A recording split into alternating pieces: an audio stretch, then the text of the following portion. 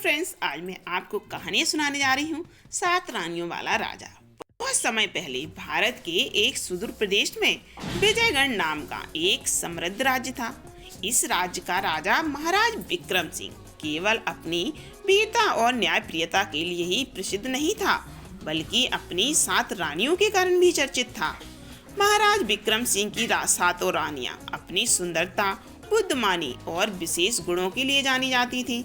परंतु इस राजमहल में एक ऐसा रहस्य था जो किसी को पता नहीं था। यह रहस्य इतना गहरा था कि यदि उजागर हो जाता तो पूरा राज्य संकट में पड़ जाता।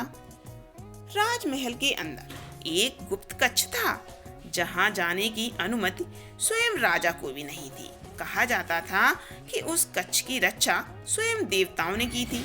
7 रानियां समय समय पर वहां जाती थी, लेकिन किसी को नहीं बताया जाता था कि वहां पर क्या होता है।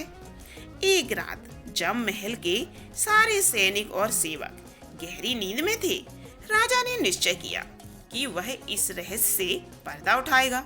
वे चुपके से अपनी प्रिय रानी सौम्या के महल के द्वार पर पहुंचे और भीतर झांकने लगे। सौम्या और बाकी रानियां एक साथ बैठी थी, मानो किसी गहरे षड्यंत्र की योजना बना रही हूँ। राजा छुपकर देखता रहा कि 7 रानियां एक गोल दायरे में बैठी हैं और उनके बीच एक प्राचीन ग्रंथ खुला हुआ है। उस ग्रंथ में कुछ रहस्यमयी मंत्र लिखे थे, जिन्हें पढ़ते ही कमरे में हलचल मच गई।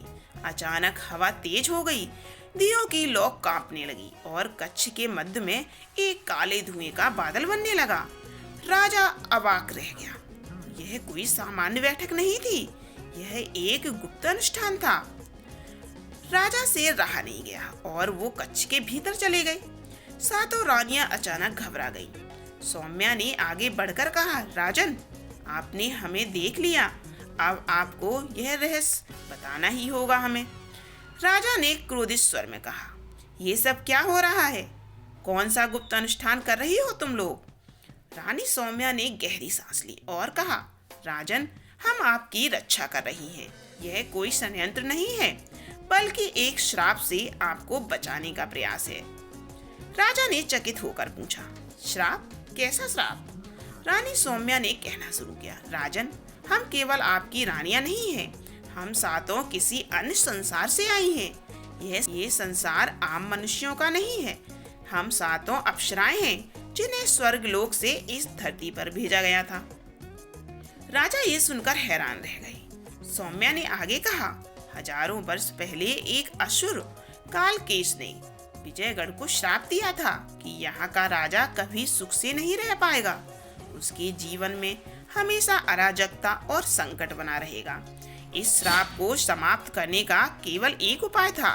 7 पवित्र आत्माएं एकत्र होकर अपनी शक्ति से इस श्राप को रोकें।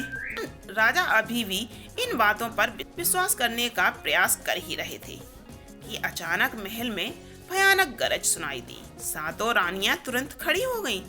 आकाश में काले बादल घिराए और कक्ष के मध्य में ही वही काला धुआं फिर से प्रकट हुआ।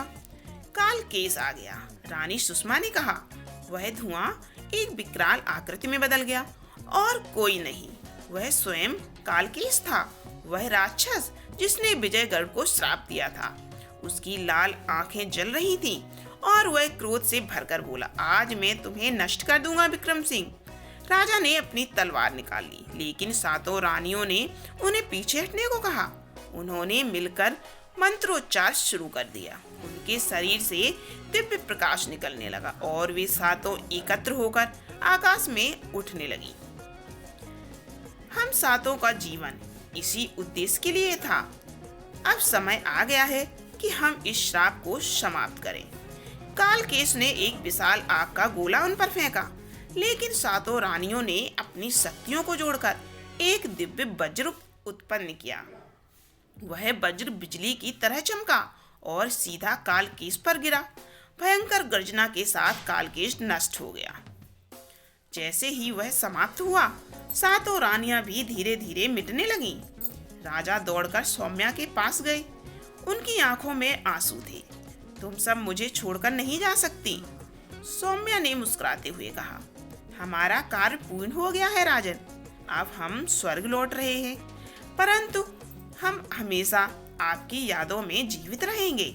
राजा असहाय होकर देख रहे थे कि सातों रानियां धीरे धीरे दिव्य प्रकाश में परिवर्तित होकर आकाश में विलीन हो गईं। कालकेश के नष्ट हो जाने के बाद विजयगढ़ में शांति और समृद्धि लौट आई। राजा विक्रम सिंह ने सातों रानियों की स्मृति में एक भव्य स्मारक बनवाया। उन्होंने अपने शेष जीवन को प्रजा की सेवा में लगा दिया और कभी भी पुनर्विवाह नहीं किया। सातों रानियां चली गई थी, लेकिन उनकी कहानी युगों तक विजयगढ़ में सुनाई जाती रही। उनके बलिदान की गूंज पूरे राज्य में सदैव अमर रही। तो कैसी थी ये कहानी? कमेंट करके जरूर बताइए। फिर मिलते हैं अगली कहानी में।